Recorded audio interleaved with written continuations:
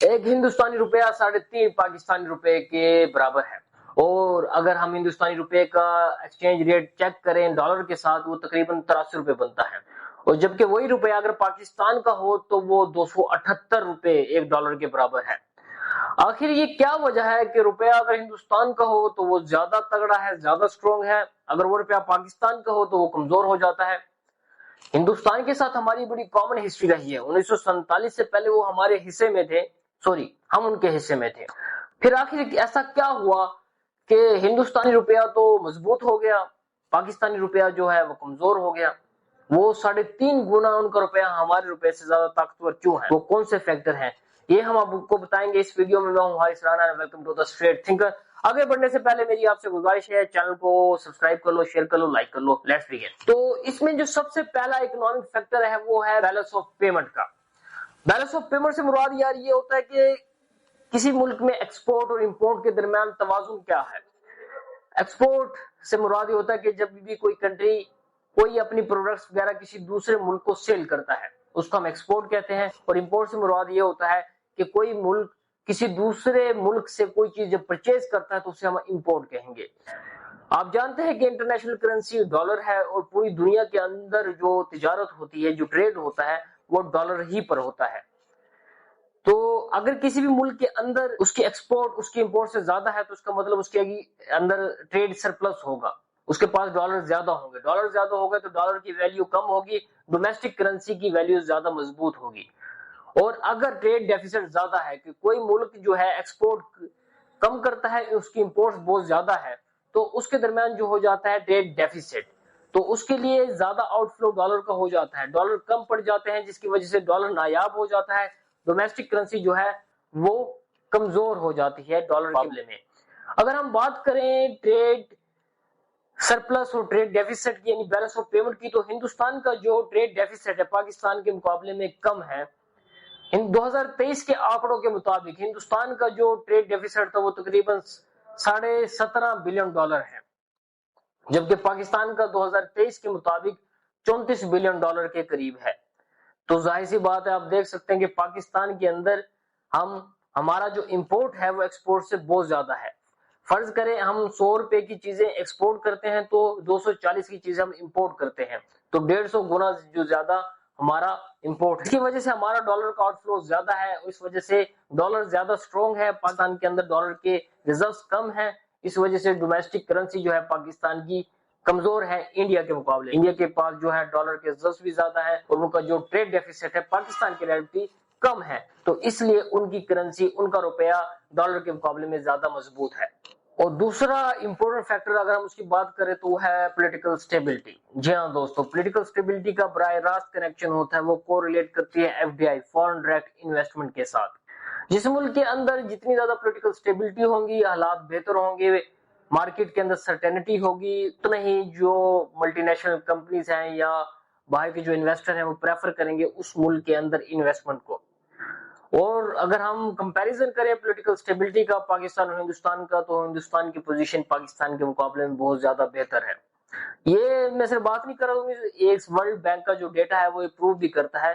World bank نے 1996 سے لے کر 2022 کے درمیان جو ہے ڈیٹا کلیکٹ کیا، اور اس کے اندر انہوں نے چیک کیا کہ لا اینڈ آرڈر کس ملک کی کیسے ہے، اس ملک کے اندر جوڈیشری کیسے سے بہتر کام کرتی ہے، قانون امپوز کرنے والے جو ادارے ہیں وہ کس طریقے سے کام کرتے ہیں۔ تو ہندوستان کی جو رینکنگ ہے وہ پاکستان کے مقابلے میں بہت زیادہ بہتر ہے۔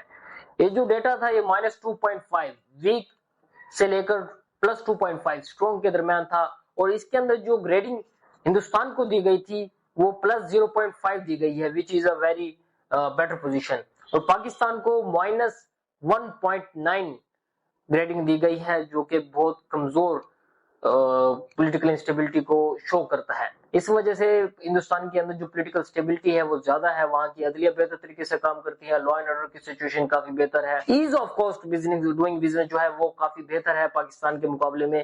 اس وجہ سے جو ہندوستان کی پولیٹیکل اسٹیبلٹی زیادہ ہے، اس لیے وہاں فارن ڈائریکٹ انویسٹمنٹ زیادہ ہو رہی ہے۔ فارن ڈائریکٹ انویسٹمنٹ کی وجہ سے ڈالر آپ کے ملک کے اندر آ جاتا ہے، ڈالر کی سپلائی بڑھ جاتی ہے، سپلائی کی بڑھ جانے سے ڈالر کی ویلیو کم ہو جاتی ہے، ڈومیسٹک کرنسی کی ویلیو اوپر کی جانب چلی جاتی ہے، اس لیے ہندوستان کا جو روپیہ ہے پاکستان کے روپے کے مقابلے میں زیادہ مضبوط ہے۔ تیسرا اور سب سے امپورٹنٹ جو اکنامک فیکٹر ہے وہ ہے انفلیشن کا۔ انفلیشن سے مراد آپ جانتے ہیں کہ کسی بھی اکانومی کے اندر جب منی سپلائی بڑھ جائے، کسی بھی اکانومی کے اندر ویلتھ کی سرکولیشن میں جب اضافہ ہو جاتا ہے تو اس ملک کی جو ڈومیسٹک کرنسی ہے اس کی بہتات میں، اس کی سپلائی میں اضافہ ہو جاتا ہے، اور آپ جانتے ہیں جب بھی کسی چیز کی سپلائی میں اضافہ ہوتا ہے تو اس کی ویلیو کم ہو جاتی ہے ڈالر کے مقابلے کے اندر۔ تو آپ دیکھ سکتے ہیں 2023 کے اگر ہم آنکڑے چیک کریں تو اسٹیٹ ہمیں بتاتے ہیں کہ 2023 کے اندر ہندوستان کے اندر جو ایوریج انفلیشن رہی ہے وہ 6.5 کے حساب سے رہی ہے، جبکہ اس کے کمپیریزن کے اندر پاکستان کے اندر جو انفلیشن رہی ہے وہ 23% جو ہے آفیشیل ہے، لیکن جولائی اور مئی 2023 کے اندر جو انفلیشن تھی وہ 40% کو بھی ہٹ کر گئی تھی، مطلب 38% تو آفیشیل ڈیٹا کے مطابق، لیکن ویسے 40% سے زیادہ تھی۔ تو جس ملک کے اندر انفلیشن زیادہ ہو تو اس ملک کی جو کرنسی ہے ڈومیسٹک کرنسی وہ اپنی ویلیو لوز کر جاتی ہے۔ پاکستان کے اندر جو انفلیشن ہے ہندوستان کے مقابلے میں 7 سے 8 گنا زیادہ ہے، جس کی وجہ سے پاکستان کا جو روپیہ ہے انڈیا کے مقابلے میں بھی کمزور ہے اور ڈالر کے مقابلے میں بہت زیادہ کمزور ہے۔ ہندوستان کے اندر مہنگائی جو ہے وہ سٹل ابھی تک سنگل ڈیجٹ پہ ہے، اس لیے ہندوستان کے روپے کی جو ویلیو ہے پاکستانی روپے کی ویلیو سے اور ڈالر کے مقابلے میں اس کے ایکسچینج ریٹ کی جو کیفیت ہے، جو اس کی اسٹیٹ ہے وہ زیادہ بہتر ہے۔ چوتھا جو اہم ترین فیکٹر ہے وہ ہے FDI، فارن ڈائریکٹ انویسٹمنٹ کا۔ فارن ڈائریکٹ انویسٹمنٹ بڑا وائٹل رول پلے کرتا ہے کسی بھی ملک کی کرنسی کا ریٹ ڈٹرمن کرنے کے ساتھ with respect of the dollar. اور ہم بات کریں FDI کی تو ہندوستان کے اندر 2023 کے اندر جو FDI ڈٹرمن کیا گیا تھا ڈیٹا کے مطابق وہ تقریباً 36.75 بلین ڈالر تک کیا گیا تھا، اور 2023 کے اندر ہندوستان کے اندر جو FDI تھا وہ شرنک ہوا تھا تقریباً 21%، لیکن اس کے پاکستان کے مقابلے میں اس کی جو پوزیشن ہے کافی بہتر ہے، کیونکہ 2023 کے اندر ہی پاکستان کے اندر جو FDI میئر کیا گیا ہے وہ تقریباً 122 ملین ڈالر کیا گیا ہے۔ تو ہندوستان جو FDI کے مقابلے میں پاکستان سے بہت زیادہ بہتر ہے۔ FDI فارن ڈائریکٹ انویسٹمنٹ ہوتی ہے جس کے اندر جو باہر کے انویسٹرز ہوتے ہیں، باہر کی ملٹی نیشنل کمپنیز ہوتی ہیں، وہ براہ راست لیگل چینل کے تھرو جو ہے آپ کے ملک کے اندر انویسٹ کرتی ہے، جس کی وجہ آپ کا انفراسٹرکچر ڈیولپ ہوتا ہے۔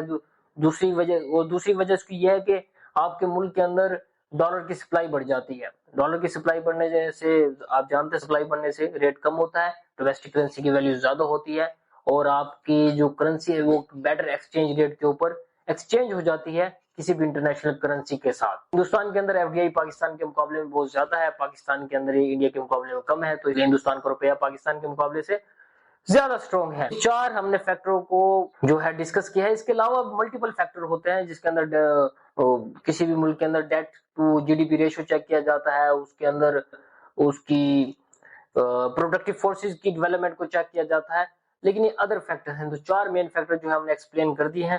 ویڈیو دیکھنے کا بہت بہت شکریہ، کہ چینل کو لائک کریں، سبسکرائب کریں اور شیئر کریں۔ مجھے دیجیے اجازت، اپنا خیال رکھیے، اللہ حافظ۔